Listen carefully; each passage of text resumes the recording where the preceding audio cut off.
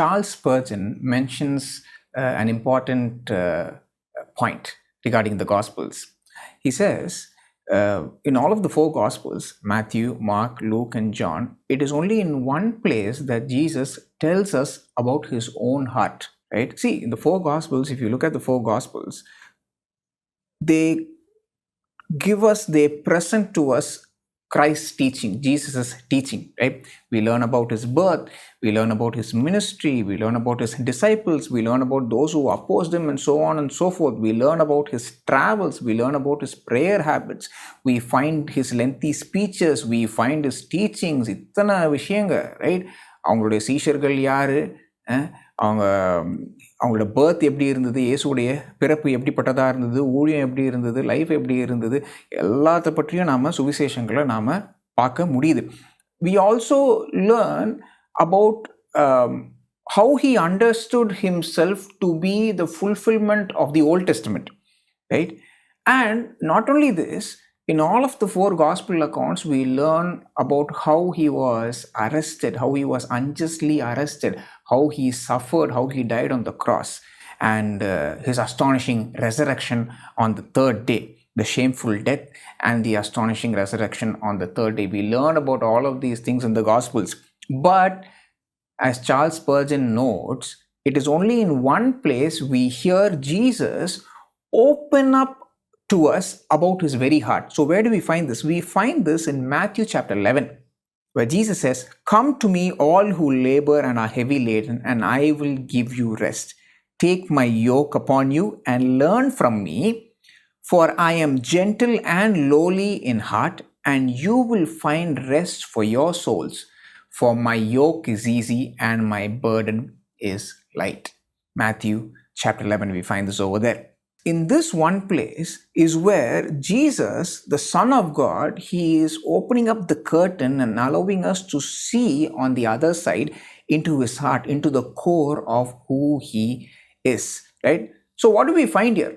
In this one place where Jesus is talking about his heart, what do we find there? We do not find that he has a cold and demanding heart.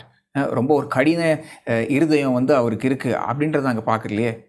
What else are we not able to find there? We do not find words like he is exalted and majestic in heart. Yes, he is glorious, he is majestic. But the same words, those words are not found here in terms of his heart. We do not find words like he is joyful and generous in heart. But what do we find here? What do we find from Jesus' own lips about his heart? He notes, Jesus says that he is gentle and lowly in heart. An important thing is to understand about heart, right? The Bible speaks of the heart. It's not speaking of the heart in terms of what we feel or emotions, right? எனக்கு இந்த emotion இருக்குதுங்க, எனக்கு இந்த feeling இருக்குதுங்க, அதுதாங்க என்னுடைய heart. அப்படிப்பட்ட அந்த விதத்தில் பைபிள் ஹார்ட்னு சொல்லும்போது அந்த விதத்தில் பேசலை. Bible is not talking about the heart in that sense at all. So how does the Bible talk about heart? In scripture, in the Bible, the heart is the central reason behind all that we do. நாம் ஒரு விஷயத்தை செய்கிறோம்னா அது பின்னாடி அதை Gandhi தள்ளுவது, everything, the thing that drives us every single day, the thing that drives us to do the things, to live life the way that we are living, to think in the way that we are thinking, and do the things that we are doing, the thing which drives us from behind, that is what the heart is according to scripture. All right, it is the central reason behind all that we do. All right, so it is like our motivation headquarters, right? That is what the heart is according to the Bible. So in biblical terms, the heart is the center of who we are. நாம் யாராக இருக்கோமோ அதோடைய மையமாக இருக்கிறது heart. Okay, so இந்த heart தான் நமக்கு டெஃபினிஷனை தருது. நாம் வாழ்க்கையில் ஏன் இதை செய்கிறோம், ஏன் இந்த விஷயத்தை பண்ணுறோம், ஏன் அந்த விஷயத்தை பண்ணுறோம், ஏன் இந்த ஸ்டெப் எடுத்து வைக்கிறோம், அதெல்லாம் டிஃபைன் பண்ணுறது இந்த ஹார்ட் தான். அது மட்டும் இல்லாமல் டைரக்ட் பண்ணுறதும் ஹார்ட்டு தான். The heart is what defines us and directs us. The heart drives all that we do. So Jesus, what do we find here? This is how the Bible speaks of heart. So when Jesus is mentioning about his heart over here, he is mentioning about what drives him, about who he is, what defines him and who he is. and what drives him to do the things which he is doing, which we find in the 4 Gospels, right? He is gentle and lowly. That is Jesus's heart. Let's look at these 2 things even more deeply, okay? I am gentle, right? Jesus is talking about his heart, and he says, I am gentle. This means that Jesus is meek, he is humble, he is tender, right? He is not reactionary, right? In the விஷயம் எனக்கு நடந்துச்சா உடனே நான் என்ன பண்றேன் பாரு. He is not reactionary, he is not harsh. அவனுக்கு இந்த விஷயத்த பண்ணிட்டானா, என்னை எதிர்த்து இதை பேசிட்டானா, நான் எப்படி பேச போறேன் பாரு, நான் அவனை எதிர்த்து என்ன பண்ண போறேன் பாரு. He is not harsh. That is not the Jesus that we find over here, right? He is not easily irritated, right? He is not easily irritated. So what does I am gentle mean? I am gentle means that Jesus is the most understanding person in the universe. All right? He is the most understanding person in the universe. He is not the first person to point the finger at someone and say, you did this wrong. நீ இந்த தப்பு பண்ணிட்ட, இந்த விஷயத்துல தப்பு பண்ணது நீ தான் சொல்லிட்டு மற்றவங்களுடைய மிஸ்டேக்கை எடுத்து காட்டுற ஆளா அவர் நிற்க மாட்டார், right? He is the most understanding person in the universe. That is what it means to know that he is gentle, right? And not only is he gentle, he is lowly, gentle and lowly. That's what we find here, right? What does this mean? What does lowly mean? The point in saying that Jesus is lowly is that he is accessible, right? He is accessible. He is glorious. He is dazzling in glory. He is God. He is the Son of God, right? He has all of these things. He is all of these things, in fact, right? And this God, he entered into human history as a human being. Such a person who is glorious, marvelous, he is accessible. This Jesus is accessible. You can approach him. You need not need an admission ticket to approach him. You need not need a personal assistance appointment to book a slot to approach Jesus, right? You need not pay an admission ticket to approach him, right? The minimum to be welcomed into Jesus's arms is simply that we need to open ourselves up to him, right? Do you want to know him? Do you want to know Jesus more closely, more intimately?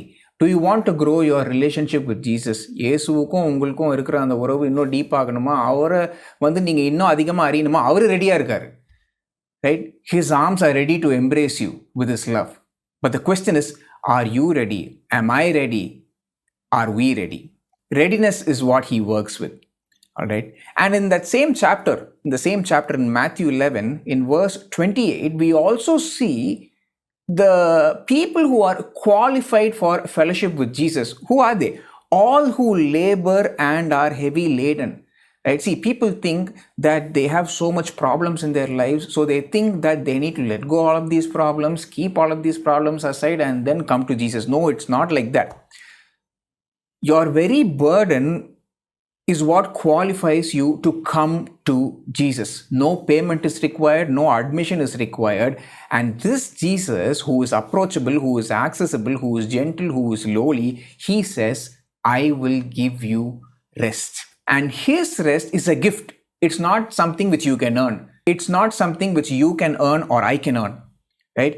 We can't say, Jesus, I have so much wealth, with this wealth, I can earn your love for me. No, it does not happen like that, right? Jesus wants you to find rest, right? He wants you to come out of the storm. He wants you to know his heart and to rest in him, right? He desires for you to have that rest, right?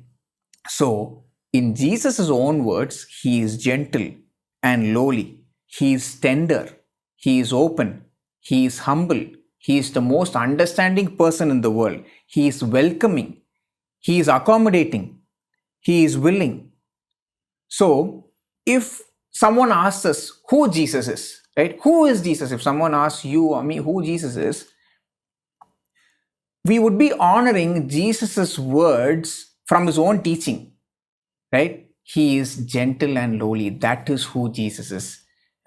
That is who Jesus is. So, for example, let's say Jesus has a personal website, right? And you may find both in personal websites and in corporate websites for any organizations, they will have an about section in their website which talks about their mission, their values, right. ஒரு வெப்சைட்னு போனீங்கன்னா அந்த about செக்ஷனில் அவங்க யார், அந்த தனிநபராக இருந்தாங்கன்னா அவங்க யார், அவங்க என்ன செஞ்சுருக்காங்க, அவங்க பேக்ரவுண்ட் என்ன, அவங்க ஒர்க் என்ன அச்சீவ் பண்ணியிருக்காங்க, எந்த ஊரில் பிறந்தாங்க, எங்கே எஜுகேஷன் அவங்க பெற்றாங்க, இல்லை ஆர்கனைசேஷன் வெப்சைட் போய் பார்த்தீங்கன்னா இந்த ஆர்கனைசேஷனோட மிஷன் என்ன, விஷன் என்ன, வேல்யூஸ் என்ன, இந்த ஆர்கனைசேஷனில் இருக்கும் லீடர்ஷிப் யார், ஸ்டாஃப் யார், அந்த விதமான விஷயம்லாம் இருக்கும், right? Now let's say Jesus has his own personal website. So in the about me section, if you click on the about me section in Jesus' personal website, what will we be able to find?